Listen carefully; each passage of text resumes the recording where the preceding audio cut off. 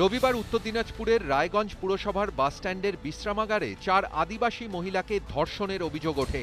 শুক্রবার অভিযুক্তদের গ্রেফতারের দাবিতে রায়গঞ্জ শহরে মিছিল কর্মসূচি ছিল 5টি আদিবাসী সংগঠনের। আসেকা জমি রক্ষা কমিটি, আদিবাসী অধিকার মঞ্চ, ঝাড়খণ্ড দেশম পার্টি ও আইসেক এই মিছিলে অংশ নেয়। 15 থেকে 20 হাজার আদিবাসী তীর, ধনুক, কুড়ুল, বল্লম, হাসুয়া নিয়ে মিছিলে বেরোয়।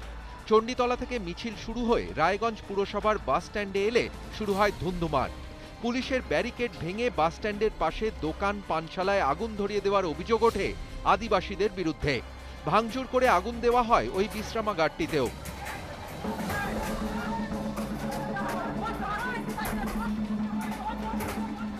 ক্ষুব্ধ আদিবাসীদের সামলাতে ব্যর্থ হয় পুলিশ।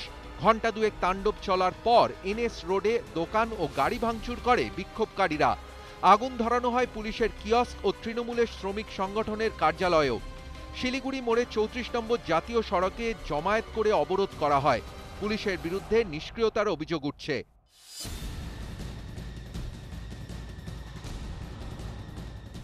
আদিবাসীদের আমলিন্দু উপর যে অত্যাচার হচ্ছে সেটা ব্যাপারে পুলিশ কোনো সক্রিয় ভূমিকা নেয়নি, পুলিশ তাদের গ্রেপ্তার করেনি।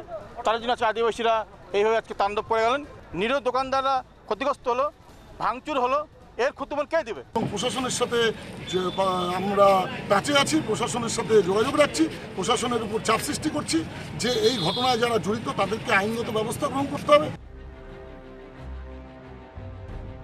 পরে বিক্ষোভকারীরা চলে গেলে পথে নামে ব্যবসায়ীরা। মোহনবাটিতে পুলিশকে ঘেরাও করে চলে বিক্ষোভ। প্রতিবাদে রাস্তা অবরোধে নামেন তারা।